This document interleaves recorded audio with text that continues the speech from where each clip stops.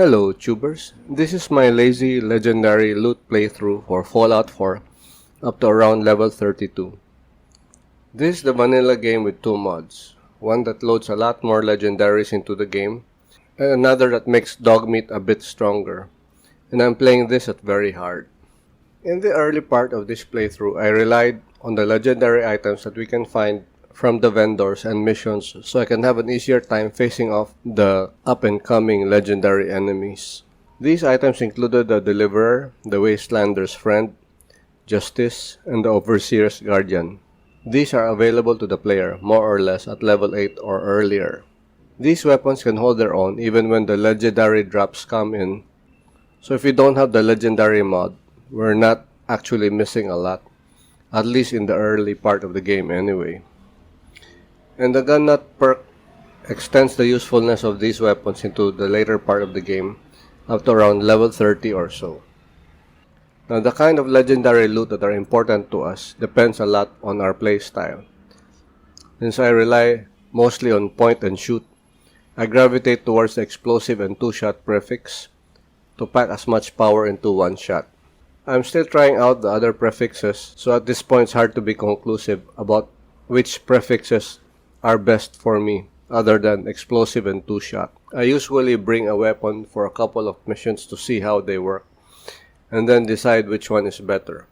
That's basically the core of this playthrough, to have lots of legendary items and check out how they work. It's not very scientific, but the abundance of legendary items allows me to experiment. The Stagger prefix is handy for melee enemies. The Irradiated prefix deals with additional radiation damage. Now this would have been convenient if the radiation undercut the health of legendary enemies when they mutate, but they still mutate to full strat even when I use irradiated weapons, so this is not very useful for me. The never-ending prefix means that we don't have to reload.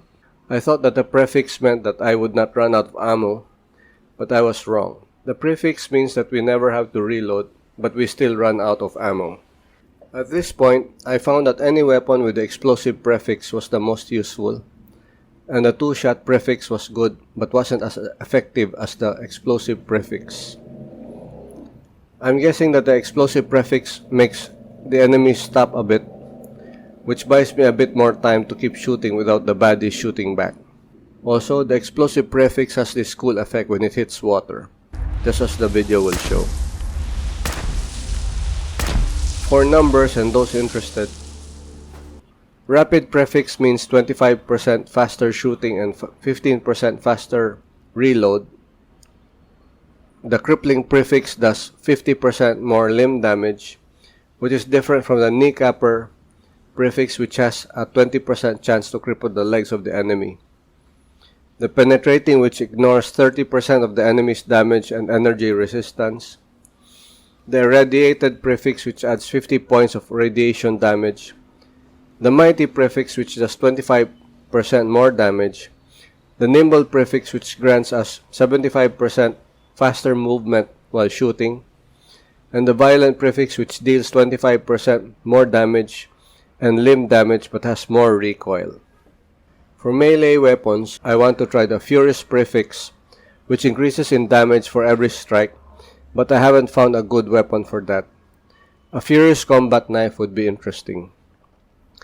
That's the name of the game for Fallout 4, DPS, or damage per second. If we can bump up either the rate of fire or the damage per shot of these weapons, this would be more effective against our targets. However, recoil should not be ignored, so I'm holding out on the Violent prefix because of recoil. We cannot kill what we cannot hit. That said, at this point in the game, I have difficulties with several ammo and gun types. The bolt-action pipe gun and the revolver pipe gun, regardless of prefix and damage, are simply too slow to shoot and reload. In the early part of the game, the 38 cal was weak, even with legendary prefixes, but I used a two-shot automatic pipe rifle with a commando perk, and that seemed to do the job for this kind of ammo. The laser rifle was another weak weapon because of the fire rate.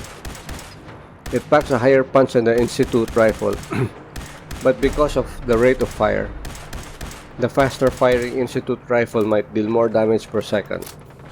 The only problem with the Institute rifle is the amount of view it blocks from the player when using it. I'm still looking for the best weapon for this ammo type.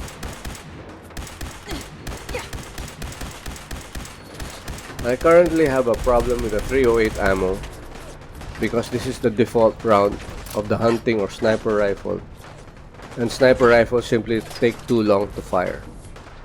I'm waiting to level up my gun nut perk so I can snap on a 308 receiver to a combat rifle. In my previous playthroughs, the sniper rifle was my go-to weapon, and it is fine with one enemy at a time. But with 4 or 5 legendaries charging at me, there simply is no time to be effective with a sniper rifle without getting overwhelmed by a horde of legendaries that are getting closer and closer. As I've mentioned in my first video, I'm too lazy to use VATS. I just aim and shoot and keep shooting. For armor, I wasn't focused on protection. I was more concerned with bumping up strength and endurance. My armor might be weak, but I had a little more health and I could carry a bit more in bumping up strength. And how about power armor, you might ask? Well, I have some of them, but I use them as decoration, much like garden gnomes in another household. I bring a power armor to radiated places, but other than that, I usually don't use them. I'm just lazy. I've used power armor before in my previous games. I would bring them to combat, then I would exit the power armor at the entrance and proceed with my own clothes, kill the baddies and grab the loot, and once overloaded, I would crawl my way back to the power armor so I could fast travel back home. I decided to make the Red Rocket truck stop my HQ because I got tired of people coming and going inside the workshop in Sanctuary. However, I cleaned up Sanctuary of most of its steel, wood, and rubber, and lugged all of this back to Red Rocket. And how does a professional architect design and build a stairway to the Red Rocket roof? Well, this is the way to go up, and then to go down, I just jump. I'm sure this will not win any design awards, but it does the trick. This playthrough is about pointless wandering with legendary loot, no settlements and no storyline. I had an encounter with 6 legendary bloatflies, and I got it done after the 3rd try. My encounter with 2 legendary red scorpions entailed a lot of shooting while backpedaling. The problem with fighting at night is that I need to keep moving to stay alive, but once I've killed all the legendaries, it's hard to find all their bodies for loot. I've lost a few loot that way. After running around the whole area, I can no longer find the guys that I got rid of. As for my gear at this level, here are my favorites. The Sea Captain's hat is great. It gives +2 endurance. It's rare that a piece of gear adds more than 1 point, so I find this special. We can get this early in the vanilla game. It's funny how I played this game several times, but it's only now that I noticed this. As I've said, I use the fortifying prefix for all of my armor, for higher health, and so that I can carry more loot. That said, I have another set of clothes that bump up charisma when I need to buy and sell. I swap between 2 sets of armor, one for combat and another for trading. I have a whole set of explosive sniper rifles of various calibers, but these are only good at long range. When the legendaries start charging at me, or they are all firing at the same time, I have to switch to another weapon. I'm evolving into keeping all the sniper rifles home except for the 50 cal. They are redundant and I could use the extra weight for more loot. The explosive combat rifle is very useful, as well as these 2-shot weapons, the 2-shot 10mm and the 2-shot automatic pipe rifle.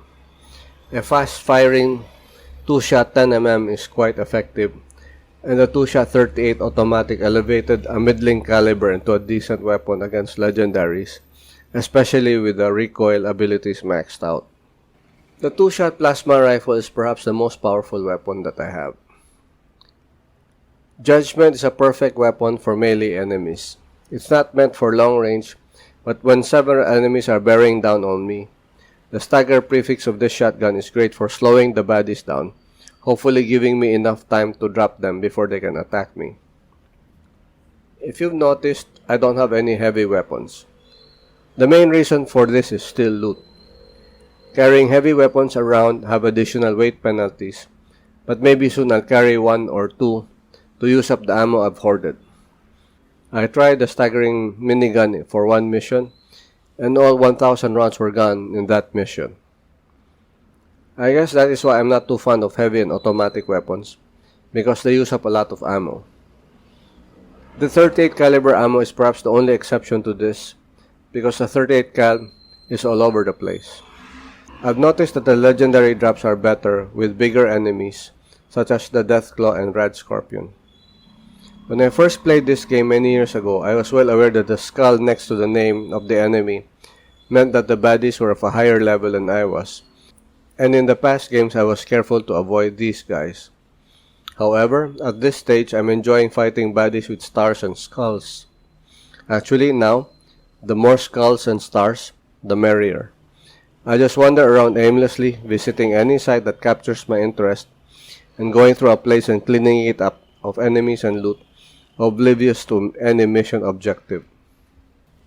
This is another reason why I'm playing with just the vanilla game, because if the DLCs were loaded already, I'm likely to ignore the other places in the vanilla game and go straight to the DLCs. And this is just as well, because having played the vanilla game for at least 4 or 5 times before, there are still places in the original map that I've encountered only now. But my experience and the mods don't mean that I'm invincible and the enemies are pushovers. If I'm reckless or careless, I'm sure to die. And other than the mutation thing, the legendaries at this level know how to heal themselves. As an example, I did the 4th strong mission at some point before level 30, and I died several times in the vertibird with a minigun. It's that one rock from the behemoth super mutant that will connect, and I'm dead. So I ditched the vertibird and hoofed my way to 4th strong, and this is the way I finished the mission. I haven't met too many legendary sentry bots at Assaultrons yet, but the one sentry bot I met was not easy. He had me running around all over the place. These will perhaps be the hardest enemies later in the game. So this will be all for now. I'm going to keep playing and get back to you once I have more interesting info. Thank you for watching, and I hope to see you again in the next video. I will leave you now with another short encounter.